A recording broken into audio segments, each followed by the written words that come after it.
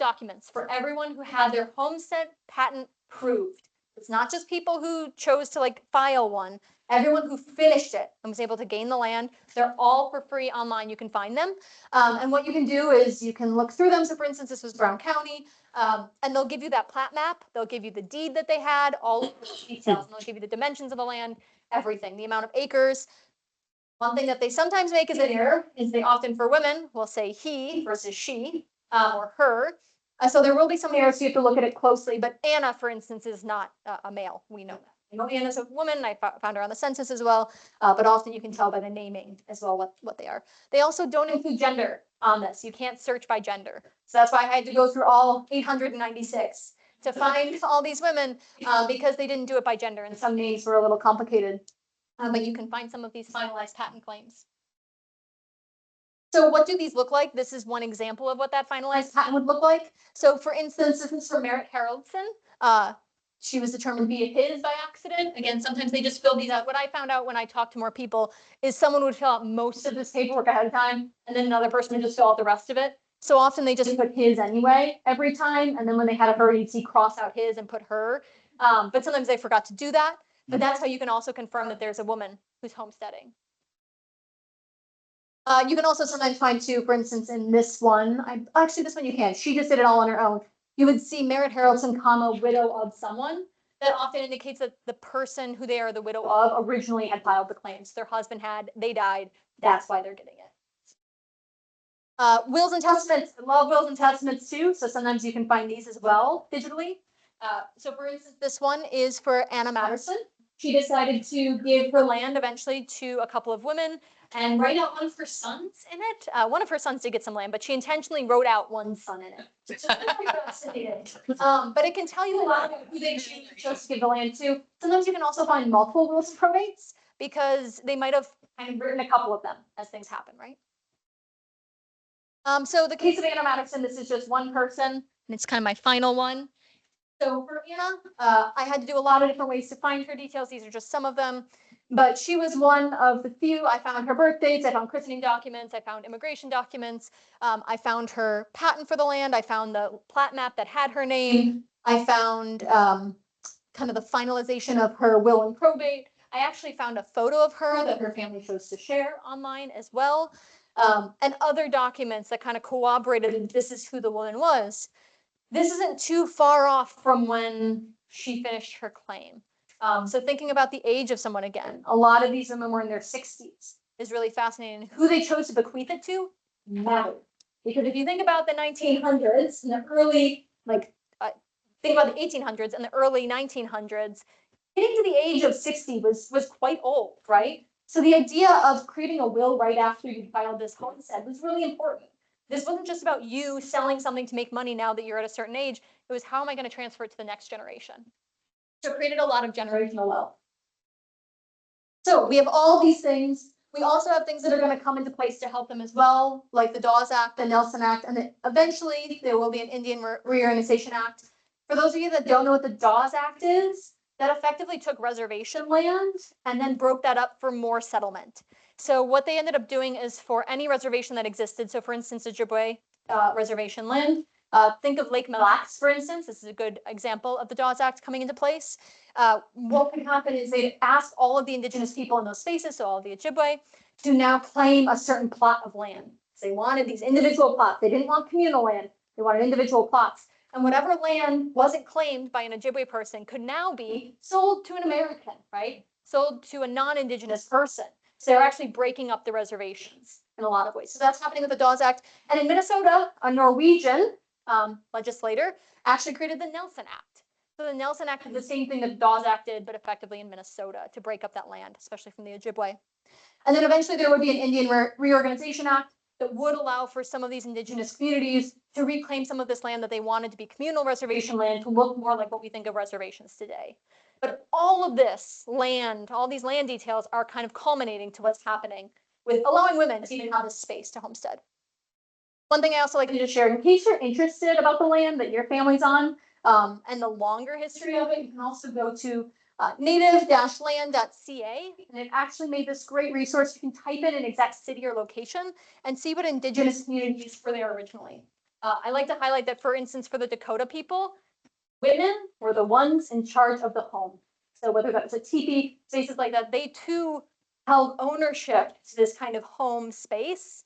So recognizing how one community, like Norwegian American homesteading women, could now have this amazing opportunity, it's also coming directly in opposition to another community of women that were losing that opportunity in these spaces. So just kind of recognizing these two moments happening at the same time. All right. Additional readings for anyone that wants a little more. This was actually my advisor, Karen Hansen, why I was at that Brandeis University out in the East Coast. There was someone doing this, that's why. So Encounter on the Great Plains looks at North Dakota, but if you're interested, and then also a great piece by Lori Ann Laughlin, if you know, she's great, by Nina Westby. It's an article, so a shorter piece. And then these are all the sources I had, way too many sources. Acknowledgements, NAHA, anyone knows NAHA, you probably do, and NAHA Norge were very helpful. The Society for the Advancement of Scandinavian Studies, the Mellon Foundation, Norway House, Sons of Norway, Western Association of Women Historians, Brandeis University, St. Olaf College, and I also got some help from the MIT and Harvard Consortium for Women and Gender Studies for all of this. So all of these kind of places played a role in all of this research happening. So as Marilyn kind of mentioned at the beginning, why out all the way in the East Coast? But a lot of these spaces had funding too to make all of this happen. So just thank you. I want to save a few minutes for questions.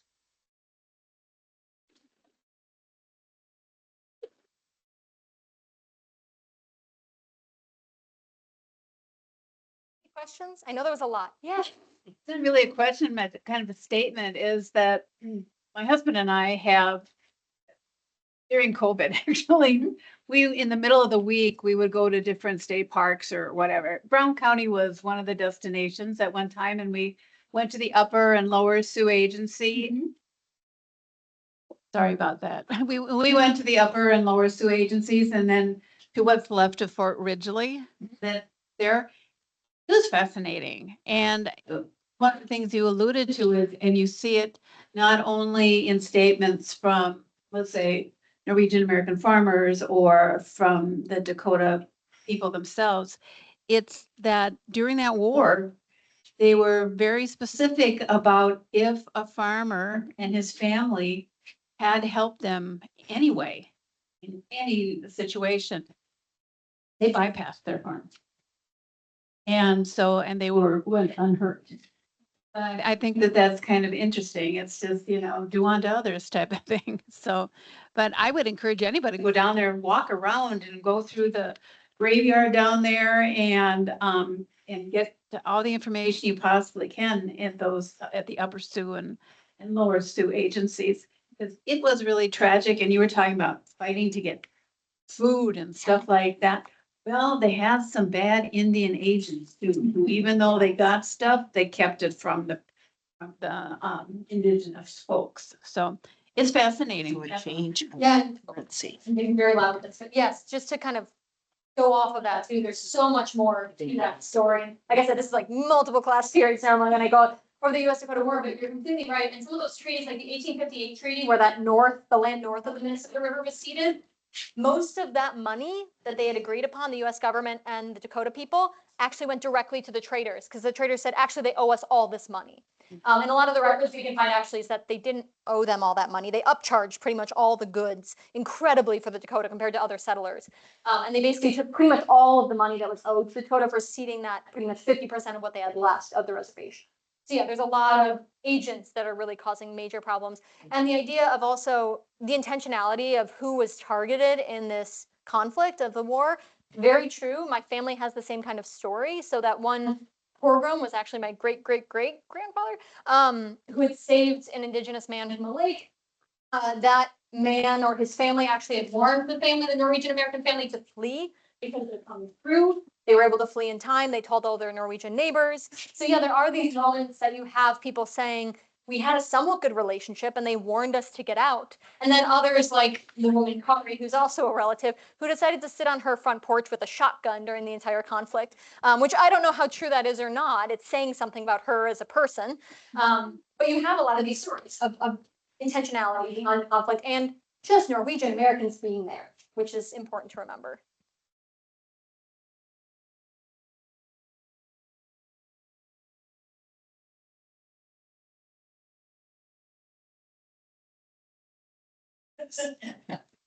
My question for you is Iowa-based, but I think that probably there's some crossover just in terms of census records. Ingeborg Olstadter emigrated in 1845 as a 14-year-old with parents. She married in 1850 in Muskego, went across Wisconsin with her husband and my great-grandmother, and then began a farm north of Kalmar, Iowa. Her husband died in 1869. In the 1870 census, she was listed as farmeress. I mean, but does that imply ownership? Was there a male household member on that census list, or was she the head of the household? Do you know? She was the head. She was on the top. There were sons who were. By 1869, I'm quite sure that the Married Women's Property Act in Iowa, because again, it's state-based. I'm pretty sure it had been passed by that time, because I thought it was 68 in Iowa, though I could be wrong. Again, my Minnesota is more of the focus. But I think at that point, she could have held it in her own name without having to have a male family member. So that's probably the case, that she was the one running the farm. So she was considered the farmess. I've never heard of farmess before. I've seen farmer for a woman before. But yeah, interesting. I would guess that she owned the property, but it might not have been homesteading. It might have just been through cash sale. So for anyone that just bought the land outright, it'd be a cash sale transfer. Homesteading required all of these details. You didn't have to pay the same amount of money. But let's say that she either had the money or someone else gave her the money or something happened, she could still own the property and be the farmess. The Bureau of Land Management yield any information on that? Very likely they would. What you would end up doing is on their main page that you go to, there's a subset where you can kind of like click on it and you can choose all the different ways in which they would have had some kind of patent for the land. So it could be that Scripps Warrant Act that I mentioned before for the military, or it could be homesteading, but they do have cash sale as well for some of them. I will say that their records of cash sale are limited because sometimes people would kind of do these under the table transfers. Eventually they'd get to an agency office that would be approved, but I feel like there's just not as much documentation because I've seen far more in records than I've actually seen on the website. So if it was cash sale, it might be limited. Does that kind of answer the question? It does. Thank you very much.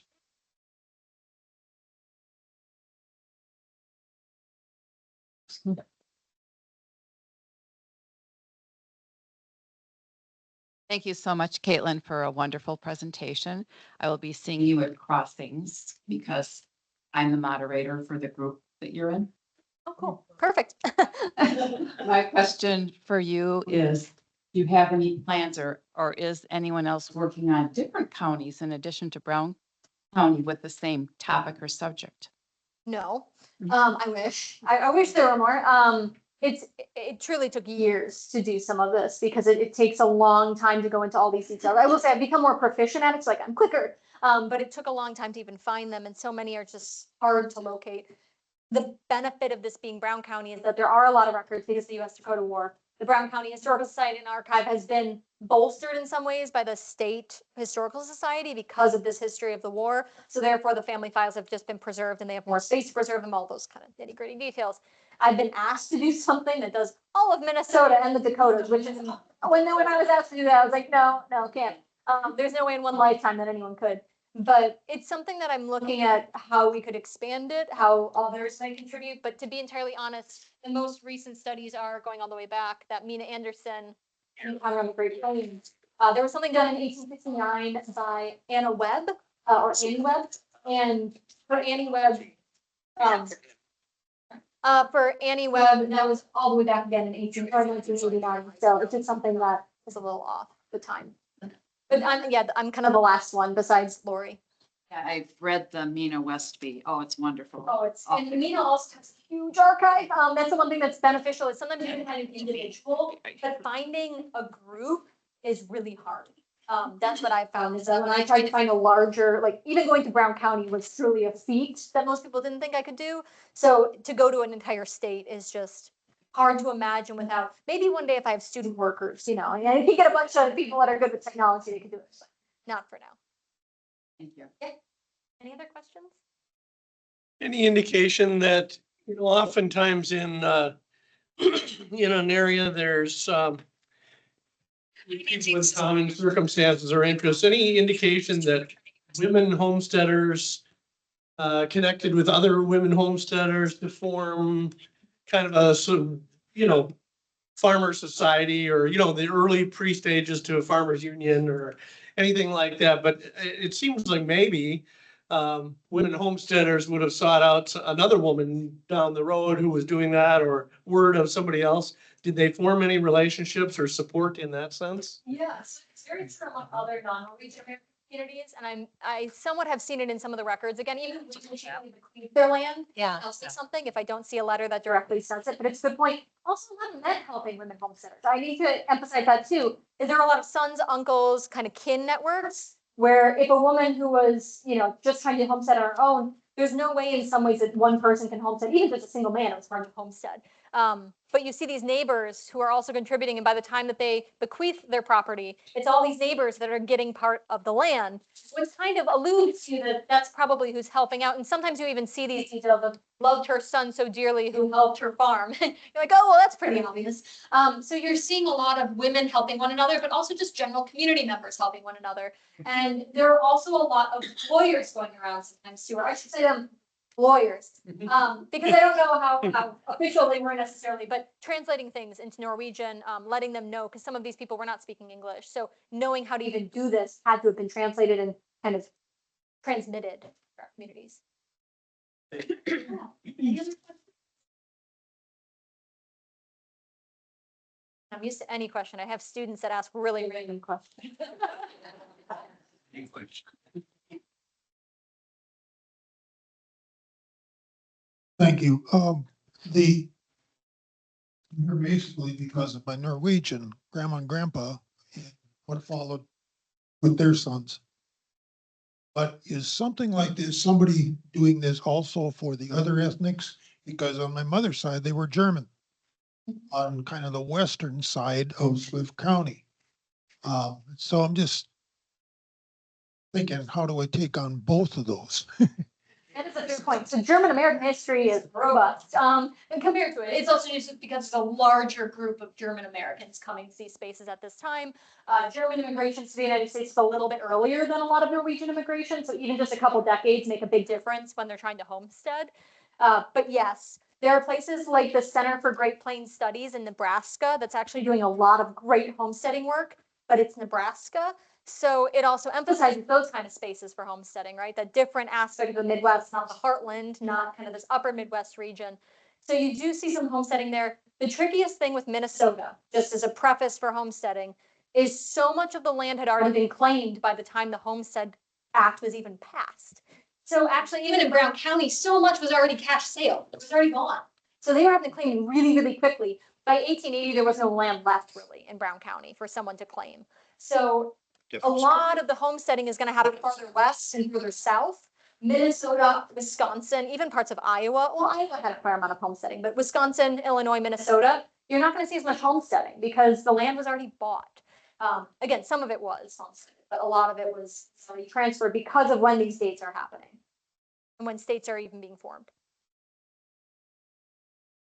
Any other questions? Oh, one more question.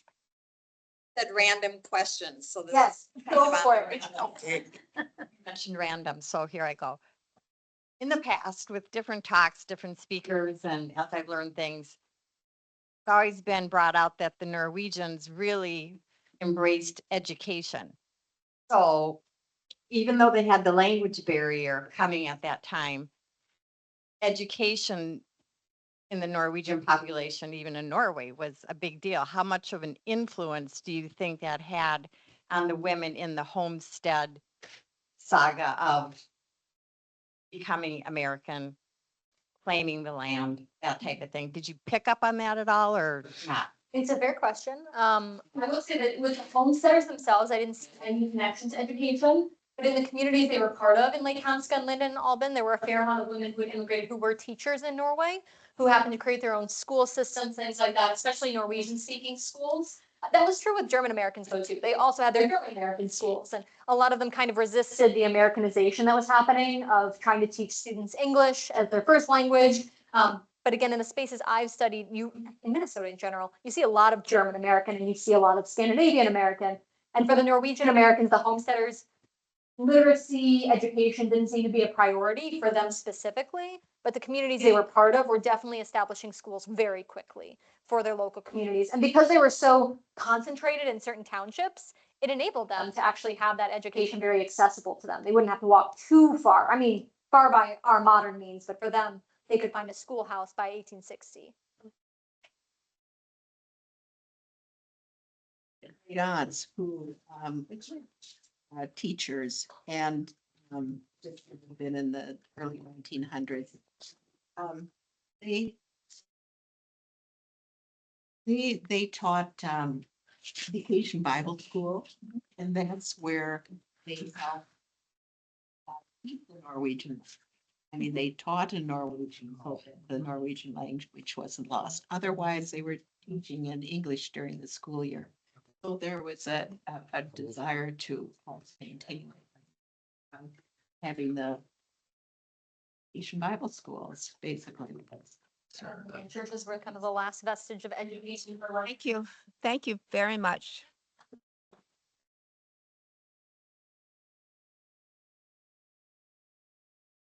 Was an enlightening presentation, and I think we're ready to move on, but we have to change computers for our next presenter.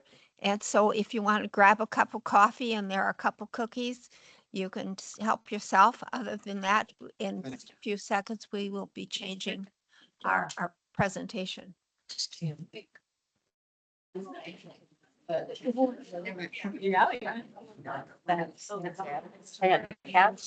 Yeah, just speaking of the company, he's so well. Well, I looked your bio. Hope so. Yeah, it was interesting. Yeah. Yeah. Yeah, that would have been a nice treat now.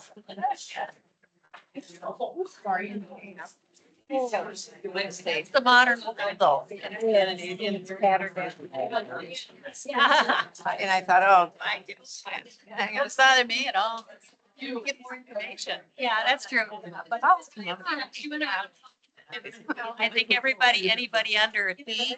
It's very university. But again, for me, so much more there to get that, and he's got it. We're asking about research, but he's following.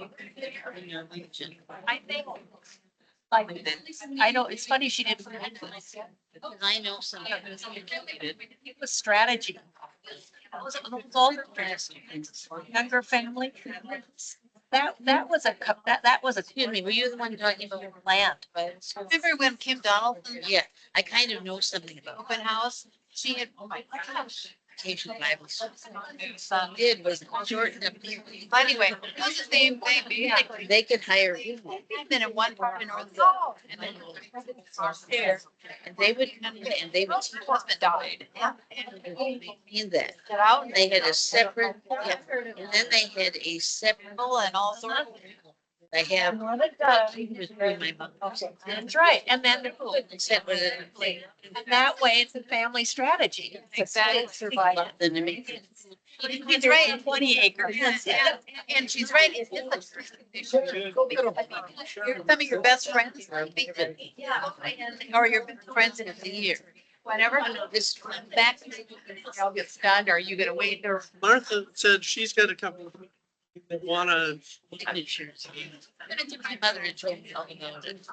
It was called. They want to know. Probably before, right? They, Making a shit, just wondering if you might need some help or something. We still have to cook on the last job with eye appointments, so I have. go. It goes pretty fast. It's much easier than setup. Right, yeah. Yeah, just go because To come up for some variation or. As a man, I'm, complete things, they go in, I appreciate that. Yeah. You just. You might have. Oh, I can't remember that guy. Yeah, and his, he lived in they were Saudis. They've had some guy talk, but Oh. I told her. I'm sure. To. Imagine. Because they moved. So, yeah. It's I- point. And she, like, If I keep active, as long as I keep this. secretary doesn't stand up there and read, that's the main thing. I don't really, the treasurer's Sandra and she like some Maryland. But anyhow, as I said, but I'm really so. It's decent. That's the month meeting. I have 3 of these. I have 3 of these. Go swimming every night. The time he was speaking, he was feeling ancient, yeah. It was sad that he could go back to hospital, and he had been there 7 times, which at that was a lot of time. It really helps to have it. From last Saturday. Still one. She went out and, you know, A little. At one time. Audio, or, you know, straight, one year away from assisted living. There she is with a baby on her chest. He was born, you know. They were allowed. But maybe it's a pass. Happened to come on falls. Very Right, and that's what I was saying here, it's great, it's a good project. Yeah. I just, I think, because we have 5 people, so you got 12, so 4 maybe at the time. It's like a lot, but it's like, it's expensive and it's fun to the house and. Coordinated with Norwegians who wanted to come over. Young men would come as farm hands, yes. Send report out to everybody. Haven't done it yet. No, about buying a plot of the cemetery. Couldn't remember the others. Nobody said it, but it'll be okay. What, the port? River area. I've been connecting with the. You know, Oh my gosh. the country, it's had women in authority roles, like Relative, and I have really what we call a mayor now, or a community leader, or whatever. They would often have women that were leaders of a village or a community farm. I mean, they came over here, they were ready to. Vikings. They were farming it. It's every country. All right, everybody, we're gonna get into our last presentation here. If you can all find your seats again. All of the 50s. And I wanted to make another announcement that I have this phone that was left in the Oslo room. So if anybody is missing an iPhone with a blue OtterBox case, I've got it in my pocket. It's gotten a call or two. So let me know if you or any of your friends are looking for their phone. To begin our one more presentation. And I hope that you have had an enjoyable day with all the presentations we've had and the exhibit. It really was a special webinar. This is our 4th one that we've had as far as Tuesday open house. And it's turning out to be a successful activity. So it may be continued next year as well, besides our Tuesday open house programs. But right now we are privileged to hear one more person about Norwegian immigration and settlements. And John Christensen is a professor emeritus from Luther College. And he is an expert in family and history and all things about Norwegians. And we've had him speak several times, so we all know that he's always provides a great background, and he will give us a very nice overview of settlement of Norwegians in the U.S. Welcome, John Christensen. Thank you. I had an old computer, a laptop. It was old, but it wasn't old enough to drink alcohol. And unfortunately, it got a drink about last Thursday. Did it in. And with that computer went the the slideshow that I was ready to use, the PowerPoint for this lecture. And so in the course of this past weekend, I had to get a new computer, and then I had to work out my PowerPoint all over again from memory and put the whole thing together. And so here we are. And so if teeny.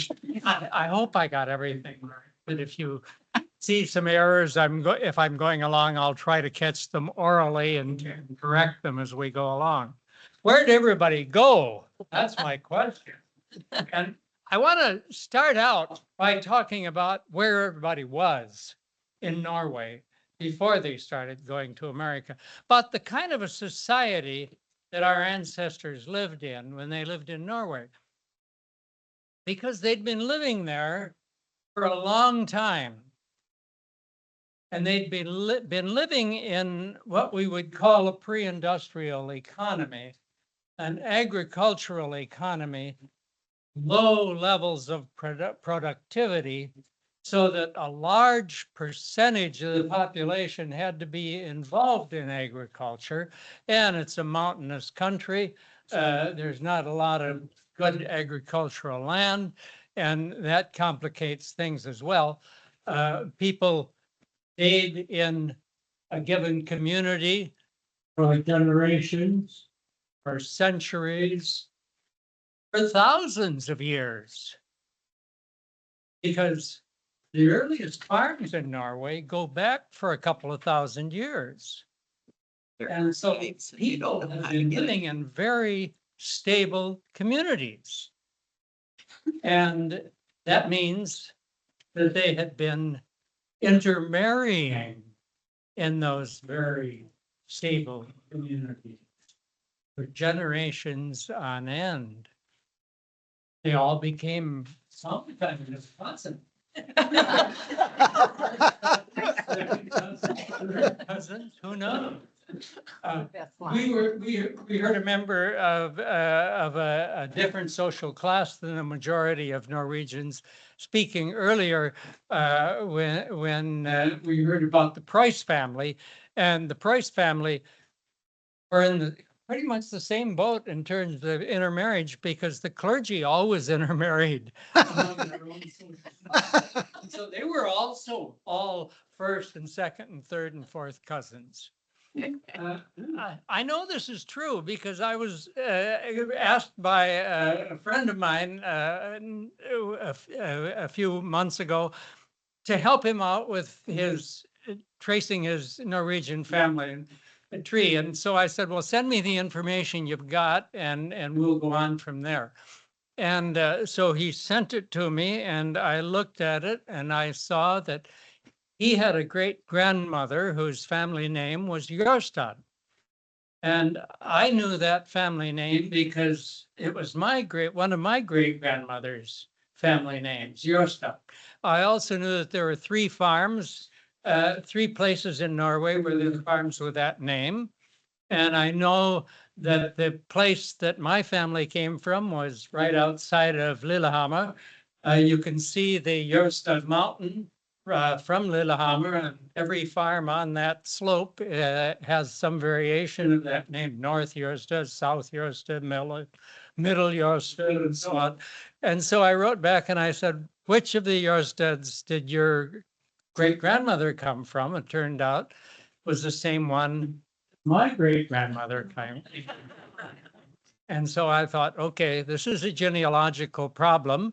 Let's find out how long these peasants had been living in the same community.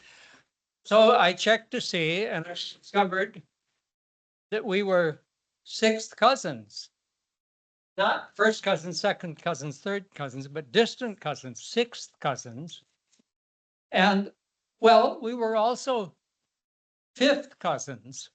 We were also eighth cousins. We were related in 10 different lines. Now, this doesn't mean that the Jørstads were more inbred than anybody else. This is the world that our ancestors came from. Country. They came from a very settled world. And so, in the 19th century, no wonder they started to ask that question. Where did everybody go? They went to America. But that America was not just one place. They did not all go to Brown County. And so the question is, where did they go? How did they go? What was the process by which Norwegians immigrated to America? Let's talk a little bit about what was happening in Norway during this period of immigration. In the beginning of the 19th century, in the year 1801, the census that was taken in that year showed about 883,000 Norwegians living in the country. You come along 15 years later, and it's almost the exact same number, just slightly more. Population was pretty stable. There were famine years when a lot of people died.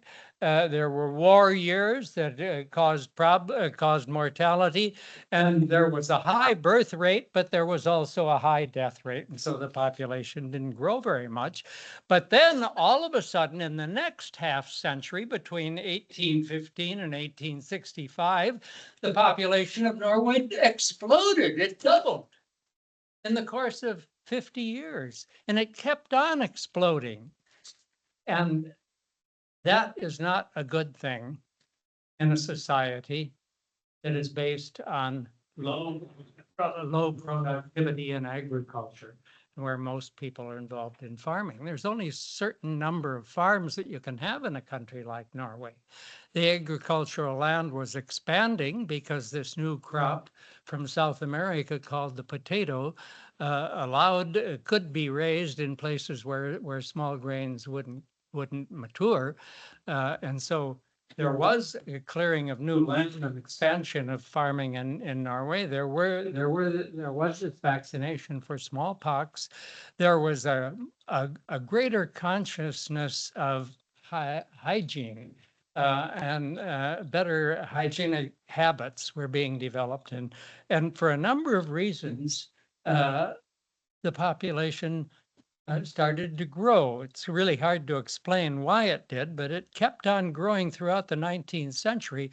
And because it was growing in that kind of a low productivity agricultural society, that society had to change as the number of people increased. And so you see in those 3 pie graphs that the number of farmers in the population, the percentage of people in the population who were farmers, was declining steadily because the number of people was growing. The number of farms was not keeping up with the growth in the number of people. So more and more people in the Norwegian rural population were what we call husmen. That is, people who rented a small plot of land, paid part of their rent, perhaps in labor for the person who owned the land, and who had a much lower standard of living than even the hard scrabble farmers who did own or rented farmland. And so there's a lot of social tension here, a lot of downward social mobility, a lot of increase in poverty in Norway during the 19th century as the population is growing and the economy can't keep up. And so people start emigrating. About as many people as lived in Norway in the early years of the 19th century emigrate in the course of that century. You saw 885,000 people in 1815, and you see roughly 800,000 emigrate in the century to come after that. And they emigrated in these different ways. And the main reason why they immigrated, one scholar once said, well, to put it in a single word, it was discontent. People were dissatisfied with the situation. Some of them had religious discontent, like the Sloopers. Others were discontented with the political structure, with the very rigid class line that gave a lower social status to the husmen than to the farmers, than to the government officials and others. But most of them were discontented because their standard of living was going down. So let's see if I can, maybe I'll just push this button there. This is where they were going. And as you can see, there's quite a concentration of dots in Minnesota, but they are scattered around. you see there's a concentration of them in New England as well, isn't there? In New York City, that was the principal port that they sailed to, and also, of course, to Quebec in Canada. They could come out from New York City by taking the Hudson River to the Erie Canal to Lake Ontario, and then sail the Great Lakes the rest of the way until you got to Milwaukee or Chicago, and then it was overland from there. Or they could sail to New Orleans and come up the Mississippi, but very few chose that route. Most of them came the overland route, and they came here to the upper Midwest for the most part, and then continued to spread westward across the country. Let's look at it in terms of time. When they came, they seemed to come in waves. And these waves were partly due to the fact that the population was growing rapidly. As we just saw, there was a baby boom beginning around the year 1815. Remember Norway, Sitnamai, 1814, self-government and under the Eidsvoll Constitution. And so there was a political optimism in Norway from 1814 on, but also that was when a generation of warfare, beginning with the French Revolution in 1789 and lasting till the overthrow of Napoleon in 1814, 1815, when that generation of warfare came to an end. It had disrupted trade, it had brought famine to Norway, it had caused all kinds of problems, and now we've got peace, and the population is exploding. And what happens when you have a population explosion? Well, about 25 years later, that the baby boom is getting married. And they're starting to have a second population explosion. And then you go another 20, 25 years or so, 30 years, you've got another population explosion, another baby boom, another population explosion. So as these generations come of age, you see a kind of an explosion in the graph, in the pressure of population and in the graph of emigration. But at the same time, the 19th century, like our own time, has periodic recessions. They called them panics in the 19th century, economic collapses of one kind or another. And we can see the years that you see that teardrop falling down, marking the years when there were panics, major panics in the 19th century. In the 1850s and 70s and 90s, 1907, when the Federal Reserve System was finally set up as a result of that panic. And every time that panic comes along, the economic opportunities decline because there's a depression in the United States. So who wants to go there? So you see how that wave of population, the baby boom generation is coming of age. Young people are immigrating to America, and then a panic occurs, and suddenly there is no opportunity in America, and so people stop going, and the population builds up again until the next wave is touched off towards America. So you get that sort of waves of population coming to America. And maybe you can look on that chart and you can see when your ancestors came.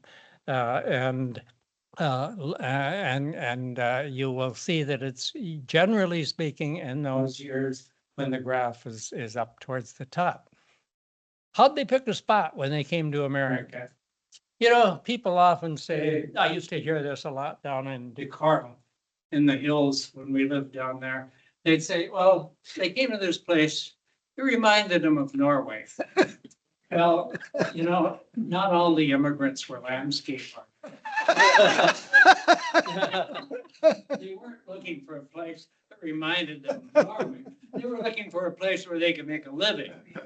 And so if they ended up in something looking like that upper picture, they would take it because that was good farmland. It may not look like Norway, but it was what they were looking for. There were a couple of other theories, though, besides that theory that it looks like Norway. One of them was put forth in 1893 by a famous American historian, Frederick Jackson Turner. And he said they were heading for the frontier. There was this moving line of settlement that seemed to be infringing constantly on the territory of the indigenous people. And we've heard all the treaties that brought about that incursion into what has become the state of Minnesota. Along that frontier, by settlement by people who were citizens of the United States or aspired to be so. Along that frontier, that's where all the various people came together. In Minnesota, the Germans, the Norwegians, the Swedes, some people from New England, people from other parts of the United States. In the crucible of the frontier, Turner said, the immigrants were Americanized, liberated, and fused into a mixed race. We've already heard some of our speakers today talk about their own mixed ethnic background.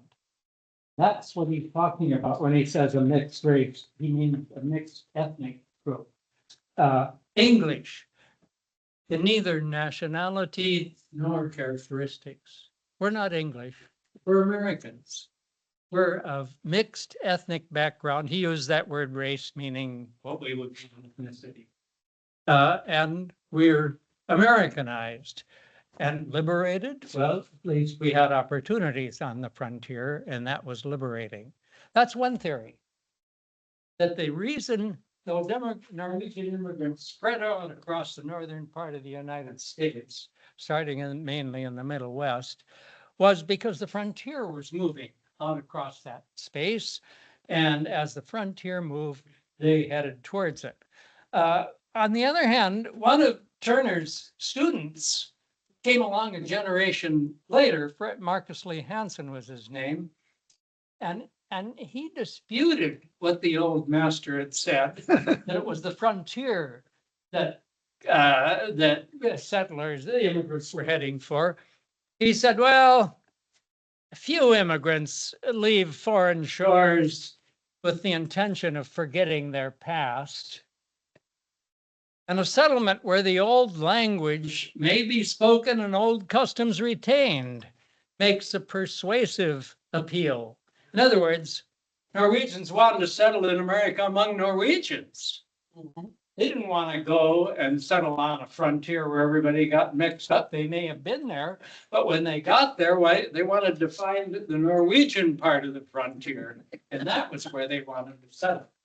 So here are these various theories. Historians are always debating. I mean, that's what history is. That's why we keep writing history. It's a debate among various interpretations of what happened in the past. That's really what it is. And we're all trying to understand what was that happened that led to the world that we live in. And as we do, we historians come up with different ways of interpreting the facts. Turner had one way, Hansen had another, and we've got to try to figure it out, which of them were right. But you can settle among friends, as you can see in the other picture on this sign. There are some of the Brooklyn Norwegians just marching on the Mai and a parade. And so some Norwegians who came to America didn't have to go any further than New York City to find the place where the old language was spoken and where they could settle in a Norwegian community. They didn't all come to Minnesota. They scattered out across the country. Let's take a look at where they went. In 1825, when the sloopers came, this is a map that the right-hand one, upper one, is a map showing the settlement of the United States in 1825.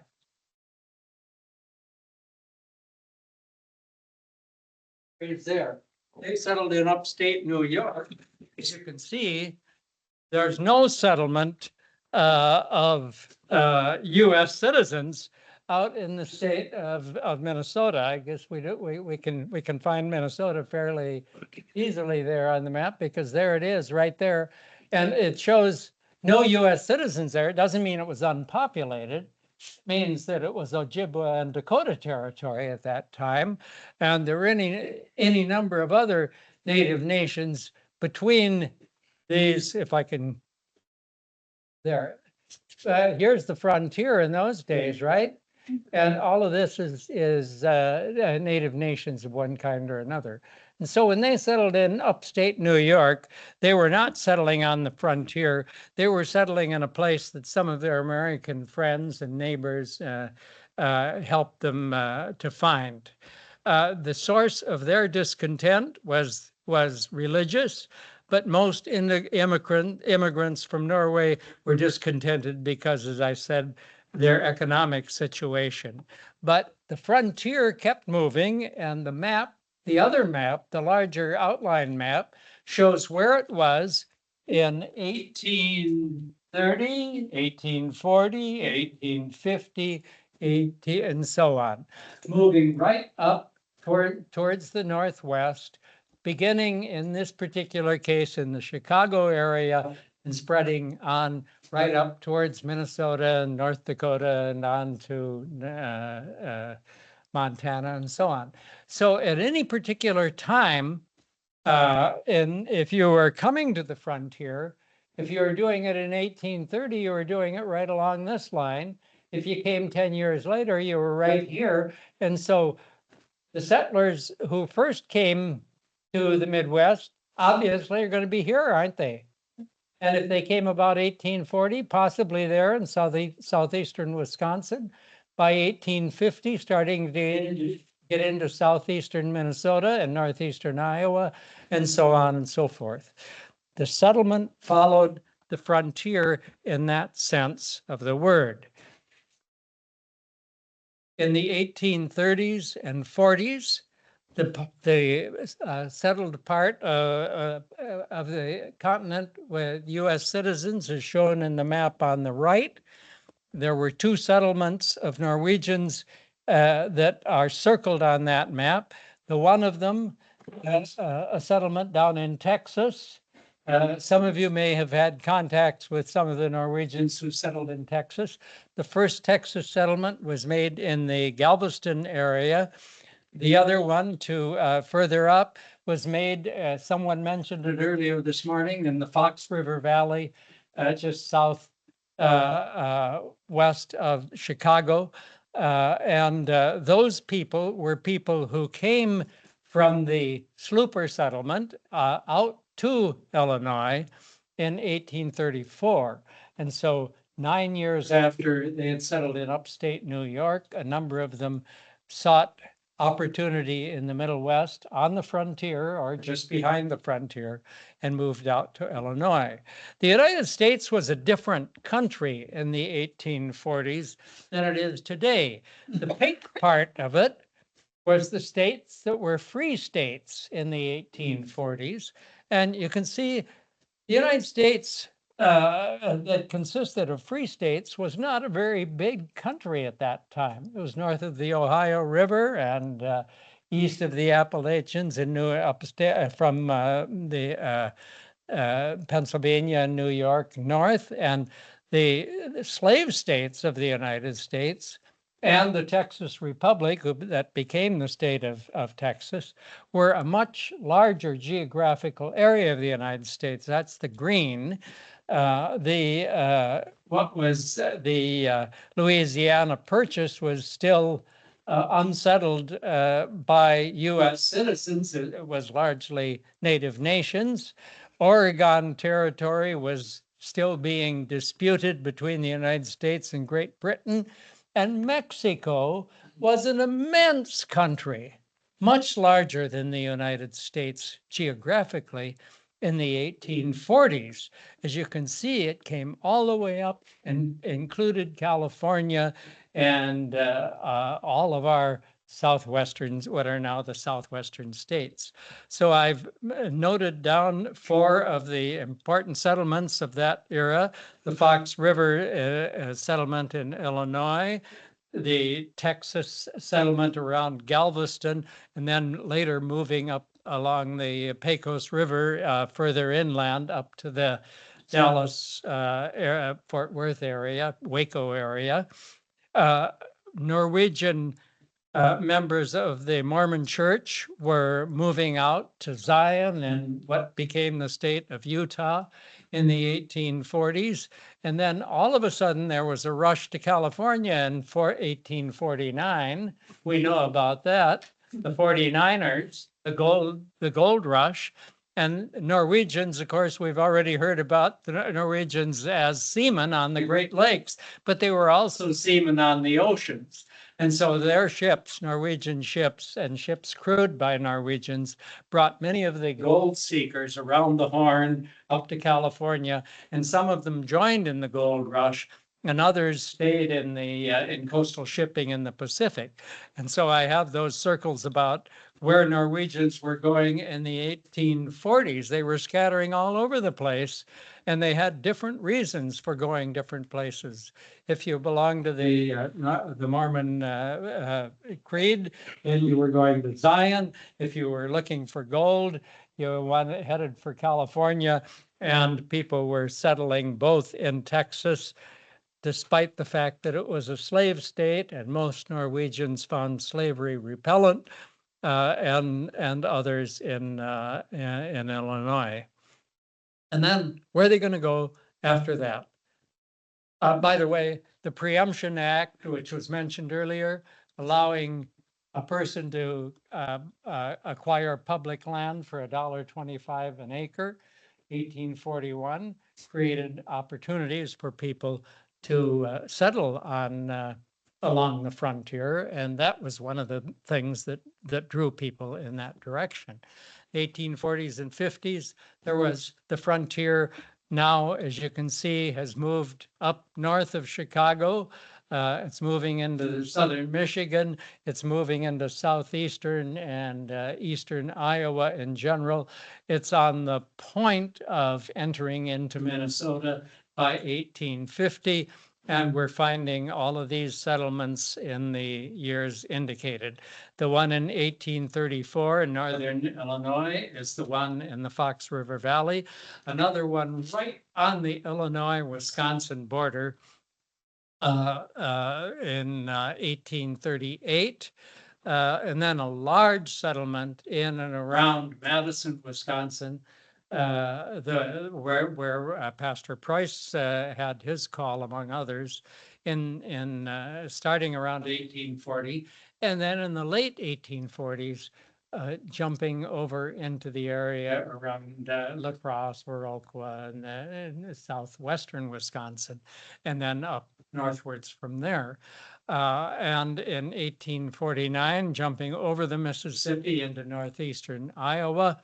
And then in 1853, a group of people from that 1838 settlement right on the Iowa-Wisconsin border packed up their covered wagons and herded their animals to follow along and went all the way out to that settlement near Albert Lea on the Minnesota-Iowa border, which is circled for 1853. And another group in Illinois, in the Fox River settlement in Illinois, decided to organize themselves not as an exploratory expedition, but as a congregation. And they drew up the Articles of Incorporation of a congregation, and then the whole congregation packed up and moved to Story County in central Iowa. And finally got around to building the church for their congregation in that particular space. All of these, as you can see, if you look at the map in the upper left-hand corner, all of these are following the frontier as it's moving through this part of the country. These are people seeking land, and a larger percentage of Norwegians than of any other ethnic group were in that category of people seeking land. 1860s down to 1900, that process continues, and I've illustrated it with two maps here. And by 1860, you don't see a lot of settlement of U.S. citizens and prospective citizens in Minnesota, do you? you see that little tongue coming into southwestern Minnesota and then following up, southeastern Minnesota and following up along the Mississippi and reaching over into Brown County and into that settlement on the, around Albert Lee on the Iowa and Minnesota borderland. You can see that about half of Iowa is settled by that time. But if you compare it to the map just below it, 20 years later, you see the population of the United States reaching way up into the Red River Valley. The darker colored squares on this map are, see if I can. That area, these areas are native reservations. By that time, the native people were being moved onto reservations. And so once again, I've done some circling around the first maps in the first Norwegian settlements in Minnesota and in around Red Wing, and then inland from there in Goodhue County, and then down in the far southeast of Minnesota around Spring Grove and so on. By the 1860s, spreading on up the Minnesota River and then northwards into the Park region. The very first settlement in the Dakotas down on the Missouri River in extreme southeastern what became South Dakota, 1858. And then came the oh, okay, I see I've got the Dakota War a year earlier. Well, okay. Civil War, 1861 to 65, Dakota War, 1862. And then war with the Dakota and their Lakota fellow relatives lasted until the final victory of the Lakota in 1876 over General Custer, and a rapid collapse of the Lakota power and Dakota power after that, and the establishment of reservations from the 1870s on. And so these wars created a kind of a pause in settlement in Minnesota. First, the Dakota War, and we've heard about that, how settlement of Norwegians and of others, actually went backwards in Minnesota for a while. People retreated in the face of the Dakota War, and that continued into the the rest of the 1860s. So these people who were settling in the Big Sioux River in along the Big Sioux River in southeastern South Dakota, the people described in Giants in the Earth, also retreated from that area during the 1860s and then began to come back into that area in the 1860s. I might add that some of the native people who stayed in those areas in that ridge of hills and lakes and streams along the South Dakota Minnesota border, called the Coteau de Prairie, that area, most of it largely in South Dakota, but right along the border, some of the native people stayed in that area. And some of them who had been removed and sent down the Mississippi River to Missouri decided to become Christians and formed Christian congregations, and then returned to that part of the South Dakota, Minnesota borderland, and lived in those areas among the whites that were also beginning to settle in that area. And so I guess the most famous example that we think of when we think of the the native settlements that remained in that area would be the pipestone quarries. It had a sort of a sacred character that was respected even to some degree, even in times of war.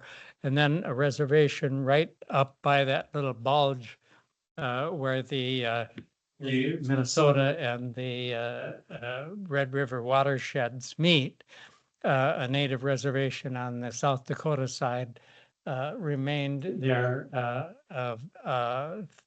more or less throughout this period. And some of the natives who came back into that area, because they were Christians, were able to take land under the Homestead Act and to settle there as homestead farmers and are there to this day. But largely that's in South Dakota. It's part of this broader story, the story that we're talking about here.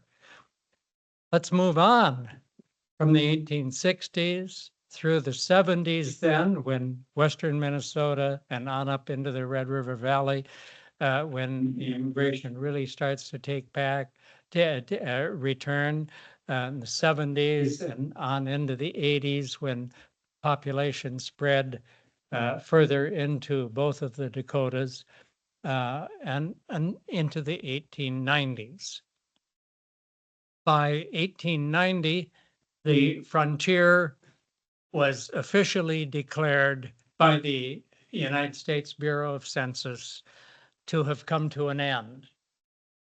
They declared 1890 to be the end of the frontier for the United States because they said these western lands that were still not very densely occupied were just simply unfit for cultivation. So the frontier was over. That didn't mean that immigration stopped. People were still coming. And we're still looking for that one thing that was the principal draw on immigrants, and that was economic opportunity. So they're not looking for land anymore. They're looking for jobs now.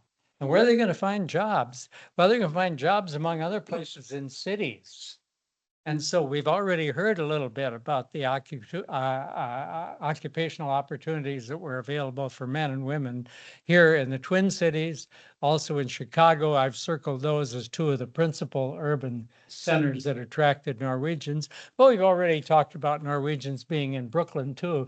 A lot of Atlantic seamen settled in that area, and they could pursue their occupation on the Atlantic out of a base in Brooklyn, and also in mining.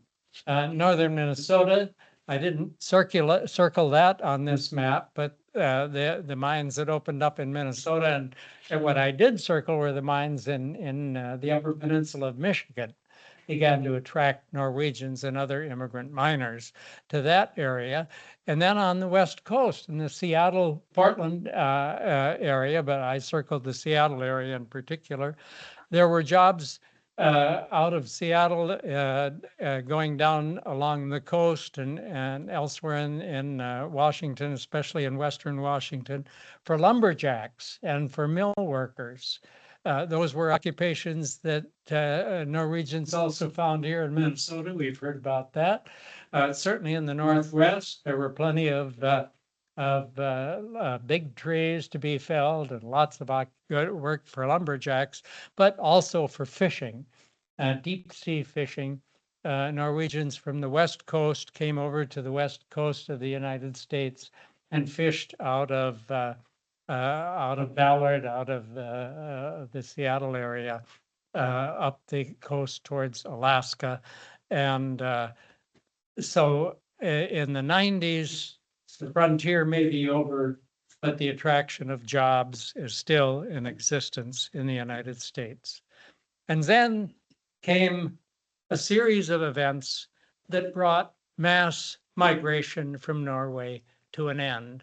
It had begun with a mass of 53 people on the sloop Restauration in 1825, and it comes to an end when, once again, a warfare disrupts the movement of people around the world. World War I, 1914 to 18, And then after World War I came the immigrant quotas that legally limited the number of people allowed to come into this country in the 1920s, first in 1924, and then in a more rigid form in 1927.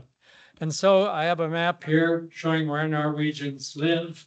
The most recent one I could find was 2012, but that I guess is close enough for us to be able to identify it. And you can see that we still live in the same parts of the country primarily that the immigrants came to when they were following the frontier across the United States. We're still here, largely concentrated in this area in and around Minnesota and westwards from there, and then scattered throughout the western half of the United States. Now, this is where we live today, and I guess I would agree, as we say in the title and as the little girl with the flag says in the picture, we're all Americans now. Thank you.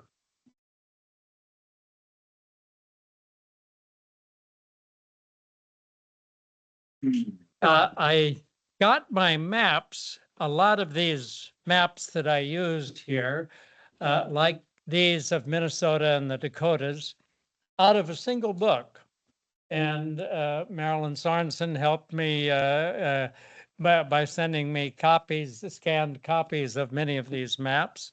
So if you want to trace the pattern of Norwegian settlement following the frontier, the book to look to is entitled, wouldn't you know, Norwegian Settlement in the United States. And Wally, Qualey.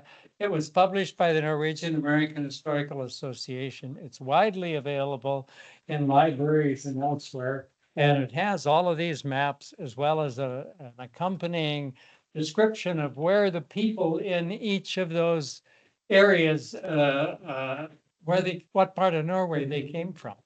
So if you want to follow the peasants from one particular little community in Norway to one particular community in the United States, Quality is a good place to start.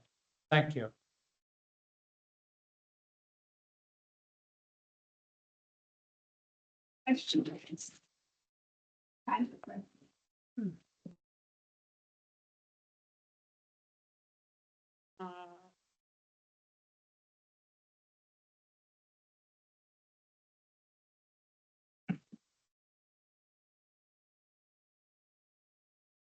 Second. There we go. I pressed the power button. So I, when we had these upswings in the baby booms in Norway and the like, my understanding too is that the shortage of housing was really a problem in Norway, especially after those baby booms. And I know that like my great grandfather was able to get land in Sarpsborg, but he couldn't get a house. I mean, there was no place to buy. And so in his case, he actually came to the United States for 4 years to work in a sawmill in Stillwater in Afton. And just to get money to buy the lumber to build my great grandmother's house. So he was here for 4 years and went back. So I think housing might have been a pusher to get people out of that country too, right? It was, yeah. But there was growth.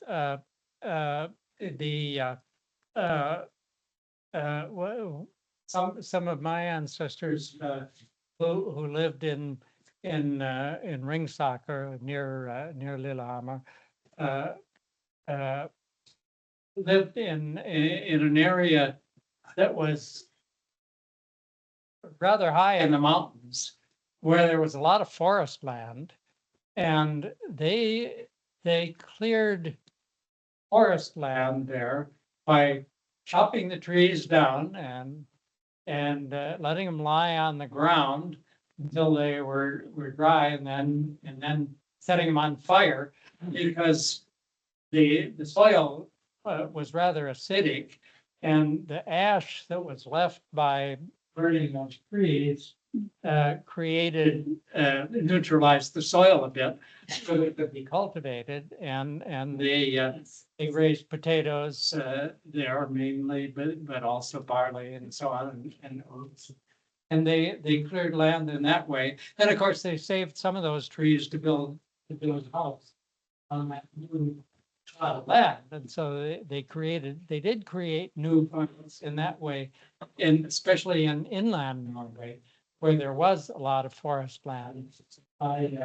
Called slash and burn.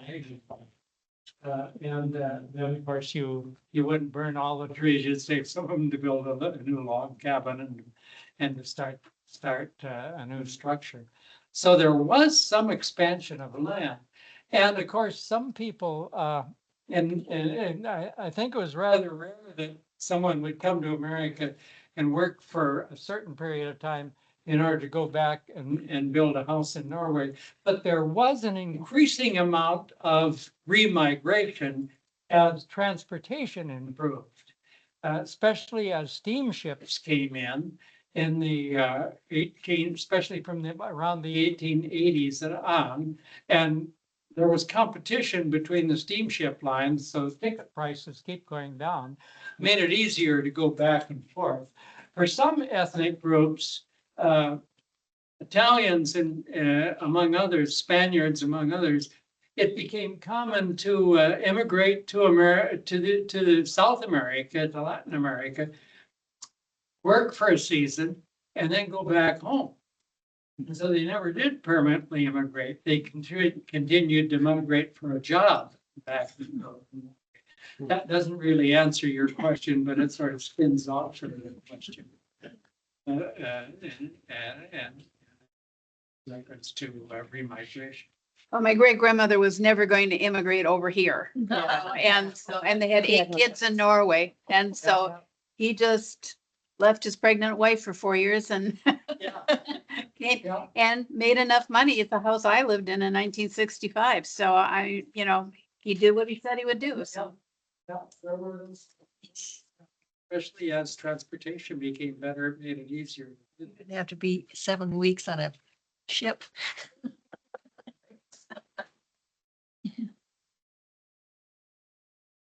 Well, thank you very much.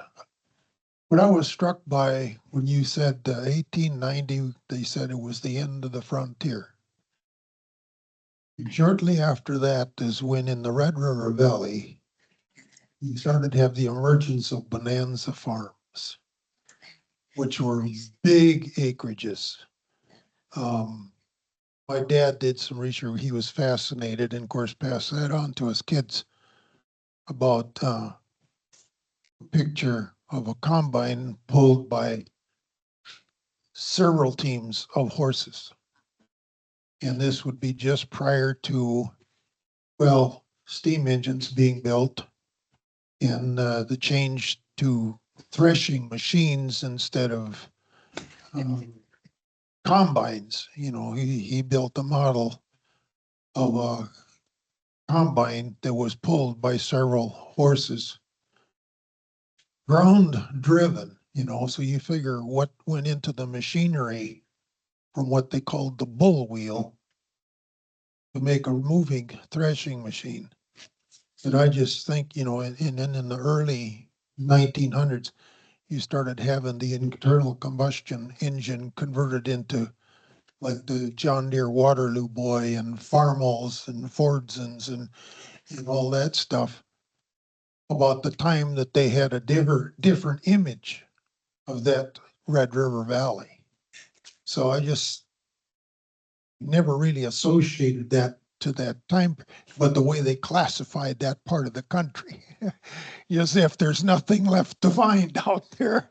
And yet, of course, then you have the whole business about the railroads and James J. Hill and stuff with the different farm organizations who tried to combat the low prices and that kind of stuff. But, and a lot of those were Norwegians, not only, but there was Germans too, but that part of the Red River Valley and extending into North Dakota. So, but thanks again for, I'm getting more fascinated by that whole history. Yeah. If you got a field that is like this, rather than in Norway, one that's like this, it's a lot easier to use, to mechanize your agriculture, right? And then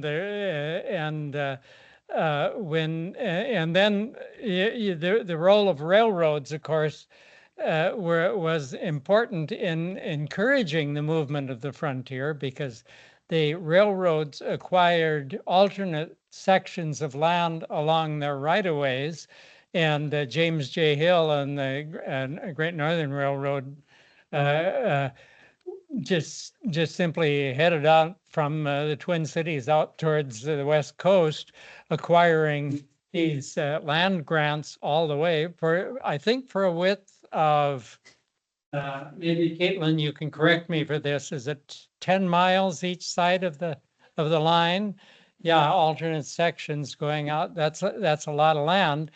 And so a homesteader could either choose the free government land that you had to put sweat equity into in order to acquire it free, or to buy the land from the railroad at whatever the railroad's price was, usually pretty low. And this allowed people to, it created the opportunity for those who had capital to acquire larger blocks of land, right? And to farm on a larger scale, using mechanized, using machinery of the kind that you're describing, to farm on a large scale is sort of what was called a bonanza farm. And we've of course, in our lifetimes, seen an awful lot of that consolidation of farmland in a different stage of development and in a different way. But that was part of the problem. That was part of the situation beginning around the same time that this expansion of land by the movement of the frontier was coming to an end. That consolidation of some land into very large holdings. Of course, that always had been the case in the South, where these large holdings were farmed by slave labor. But in the North, the Preemption Act and the Homestead Act had tended to create family-sized farms. And now what you're talking about is a consolidation of among those family-sized farms into larger blocks of land. Another thing that happened was all these big machines were probably owned by one or a co-op. Farmers went together, and so they rotated. You know, they have their meeting in the summer as who's going to be first on the. And they had that transferred over to when there was threshing machines and driven by, 30, 40 horsepower tractors. But that was also part of the community that helped create the bonanza, because you would go from this guy's land and then to the next farm and the next farm. In the 1930s, I can remember as a little kid, my grandfather owned a threshing machine, and he lived in an area in western Yellow Medicine County where he farmed, where everybody along the road that he lived on was Norwegian. They all threshed together, and they all hayed together and so on in a cooperative way. And Grandpa dragged his threshing machine around from farm to farm in the sequence that they had to work out. I think there were 6 or 7 farmers that, in that circuit, and it was a cooperative arrangement that depended on they're all being Norwegians because they, well, for one, they all still spoke Norwegian, and they could make certain assumptions about how you shared work. They had customs, traditions of sharing work that they brought over from Norway. And it allowed them to mechanize without everybody having to buy a threshing machine.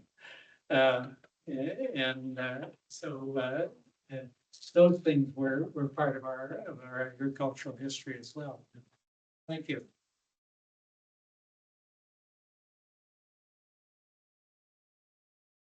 Why was the huge concentration always in the upper Midwest? I mean, the frontier also went west into like, Kentucky, Tennessee, Missouri, where you didn't have winter year round.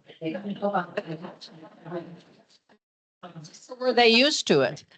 They, there were separate land laws in the United States in the so-called Old Northwest, the area north of the Ohio River, was plotted out the way we're familiar with in Minnesota, with sections and townships and so on and so forth. And in south of the Ohio River, land was plotted out in different ways. And the other thing, and probably the most important thing, was that the free farmers had to compete with slaves down there. And so the Norwegians were generally not prone to settle in slave states. The one exception was in Texas, but they came to Texas originally when that was part of Mexico and then when it was part of the Texan Republic, and where the opportunities for getting land were under quite a different legal arrangement than they were in the United States. And so I think that slavery was the main thing. They're just simply on the one hand, you saw that increasing number of Husmen coming in the Norwegian population. They were overrepresented among the immigrants, naturally enough, because they were those who had fewer opportunities than those who owned land. And so they had felt that they were oppressed, if not slaves, at least under the thumb of their landlords, the farmers for whom they worked in Norway. And they just didn't want to live in a slave state. They didn't like that kind of a social structure. Their experience gave them a sympathy for the slaves, even though it had been not anything like slavery, but it still made them have social attitudes that didn't want to settle in a slave state. And you saw in that one map that I had how much of the United States did consist of slave states until the 1860s. Where did I get that map again? There you go. I guess I. Well, you know where they are. South of the. We don't want to be there. Yeah.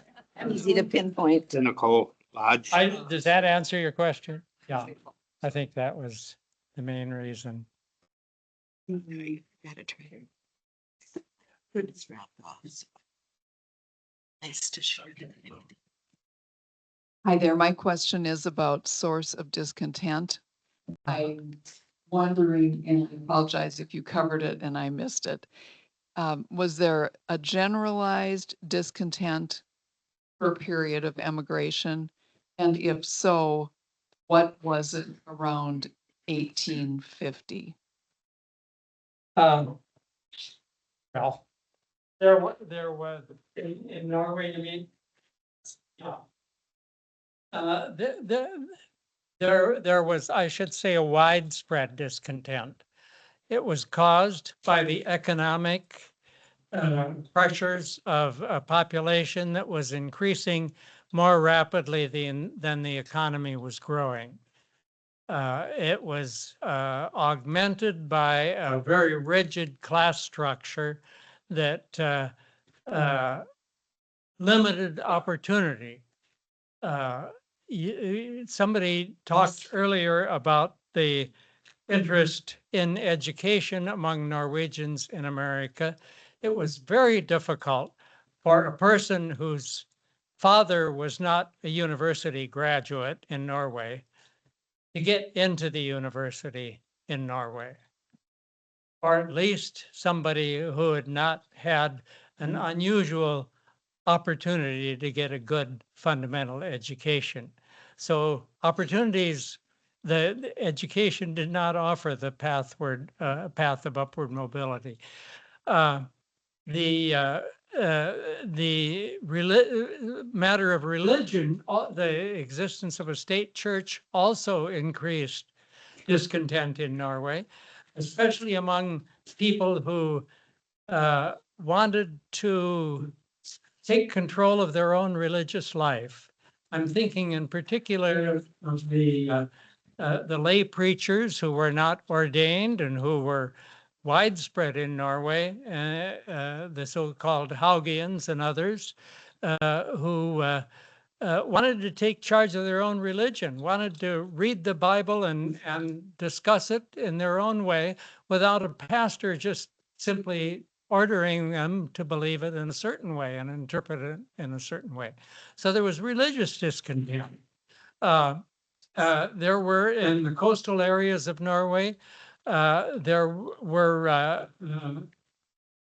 especially in the southern and southwestern coasts of Norway, large number of people who had traveled as seamen around the world and who had become familiar with other religions. The Quaker religion was one that seemed to have some appeal to Norwegians.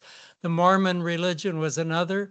The Methodist religion, the Baptist religion, all of these were seen as illegal cults in Norway. It was contrary to the law for a long time to belong to those churches. And so there was religious discontent. And although there was a lot of celebration of the Constitution that Norway got in 1814, that Constitution limited the right to vote not only to males alone, so that all women were excluded from political participation, but also for all people who did not own property or who did not lease property. If you rented a farm, you were as good as a farm owner. And so that's a growing group in the population, those who don't have property. And so there's political discontent too. So yeah, was there a lot of discontent in Norway? The answer is yes. There were several different reasons for it. Didn't mean that everybody was discontent. There were some who were doing very well and some who were, in fact, taking advantage of this large labor supply to pay low wages and to oppress their fellow Norwegians even more to their own personal benefit. So that would be create discontent in the employees, but not in the employer, so on. So it was not an ideal society that our ancestors left. Did people have to be in the military at all? Well, that's another question. Military conscription. Yeah, Norway did not have the problems with military conscription that some other European countries had. Even the other Scandinavian countries, Sweden and Denmark, Denmark was more involved in wars than the other Scandinavian countries in the 19th century, and so they had more problems with conscription. Germany as well, but it was a factor. It was a factor in Norway too. Yeah.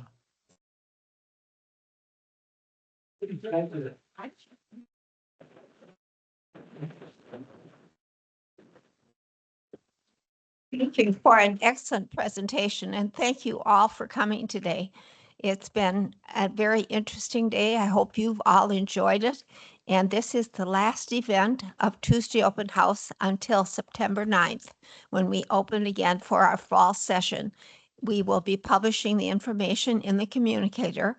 And please keep yourself informed. It will be online. So for those of you who do not get a copy of the communicator, you can check the Mindy Shirkin webpage and it will be on that. And I'm hoping that you've all enjoyed today because it certainly has been interesting. And if for one last minute, you have a chance to see the exhibit before you leave. Also, we still have books on the back table that for a bag sale. So you are all welcome to look for books and see if you want to purchase any of them. So thank you all for coming. Thank you, Charlotte, for all you did for our.